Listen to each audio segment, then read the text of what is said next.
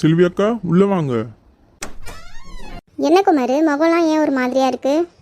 எனக்கு ரொம்ப பயமா இருக்கு செல்வி அக்கா. உனக்கா? ஆமா, அம்மா எப்படியாவது இந்த கல்யாணத்தை முடிச்சிடணும்னு நினைக்கிறாங்க. பேசாம நீ வள்ளிய காதலிக்கிற விஷயத்த உங்க அம்மா கிட்ட சொல்லிடு.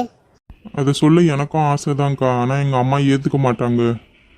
அப்படின்னா எனக்கு என்ன செய்யறதுனே தெரியல. இந்த மாமியார்காரி எவ்வளோ வேலை வாங்குறா, என் காலே உடஞ்சி போயிடுச்சு. குமார், நான் கொஞ்சம் உட்காந்துக்கிறேன்ப்பா.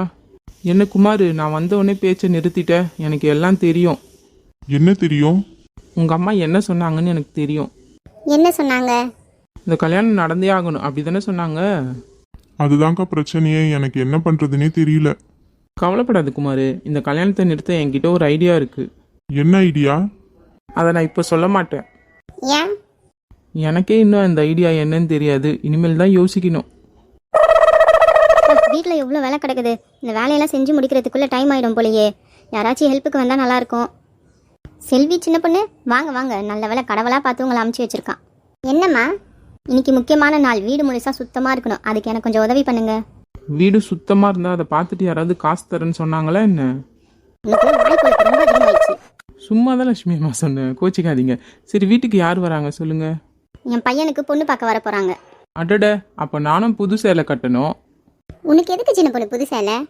அது வந்திருக்கிறவங்க முன்னாடி நான் கொஞ்சம் அழகாக தெரியணும்ல.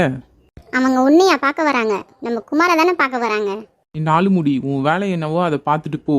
நான் என்ன பண்ணா உனக்கு என்ன வந்தது? ரெண்டு பேரும் சண்டை போடாம போய் வேலையை பாருங்க. வள்ளி, உனக்கு ஒரு விஷயம் தெரியுமாடி? என்னடி விஷயம்? குமார் வீட்டுக்கு சாயங்காலம் பொண்ணு வீட்டுக்காரங்க வராங்களாண்டி, குமார மாப்பிள்ளை பார்க்க. என்னடி சொல்ற, நிஜமாவா? ஆமாடி, அவங்க ரொம்ப வசதியான குடும்பமா, பெரிய பணக்காரங்களாம். அது பொண்ணு வேற வீட்டுக்கு ஒரே பொண்ணாண்டி. ஆனால் இதை பற்றி குமார் என்கிட்ட எதுவுமே சொல்லவே இல்லையே. அவனுக்கு தெரியாமலா இருக்கும்? அவனுக்கு தெரிஞ்சால் மட்டும் அவனால் என்னடி பண்ண முடியும்? எனக்கு அவன் மேலே நம்பிக்கை இருக்குடி. ஆனால் அவங்க அம்மாவை நினச்சாதாண்டி எனக்கு பயமாக இருக்குது. பெரிய பணக்கார வீட்டு குடும்பம் வேற, எப்படியாவது இந்த கல்யாணத்தை நடத்திடணும்னு நினைப்பாங்க. நீ ஒன்றும் ஃபீல் பண்ணாதடி, உங்கள் காதல் ஜெயிக்கும். வாங்க, நீங்கள் வந்ததில் ரொம்ப சந்தோஷம். வந்து உட்காருங்க. நாங்களும் சந்தோஷம்தான். வாங்க வாங்க. குமார் எங்க? அவன் மேலே இருக்கான். செல்வி, போய் குமாரை கூட்டிகிட்டு வாமா. ஆ சரிம்மா. குமார், கீழே பொண்ணோட அப்பாவும் அம்மாவும் வந்திருக்காங்க. உன்னை அம்மா கீழே கூப்பிட்றாங்கப்பா. எனக்கு வரவே பிடிக்கலக்கா. நீ வரலன்னா இன்னும் பெரிய பிரச்சனை ஆகிடும் குமார். சும்மா ஒரு ஃபார்மாலிட்டிஸ்க்காவது வந்துட்டு போ. சரிக்கா. வா குமார், இவங்க தான் பொண்ணோட அப்பா அம்மா. வணக்கம் தம்பி. என்னப்பா அமைதியாக இருக்க? அவங்க வணக்கம் சொல்கிறாங்களே, பதிலுக்கு நீயும் வணக்கம் சொல்லு. வணக்கங்க. என்னாச்சு தம்பி, ஒரே டயர்டா இருக்கீங்க? அது ஒன்றும் இல்லைங்க, அவன் மேலே ஆஃபீஸ் வேலை பார்த்துட்டு இருந்தான், அதான் மூஞ்சி கொஞ்சம் டயர்டாக இருக்குது. சரி, நீங்கள் பேசிகிட்டு இருங்க, நான் சாப்பிட ஏதாவது எடுத்துகிட்டு வரேன். அதெல்லாம் ஒன்றும் வேண்டாம்மா, நாங்கள் கிளம்புறோம். வீட்டில் பொண்ணு வேற தனியாக இருப்பா.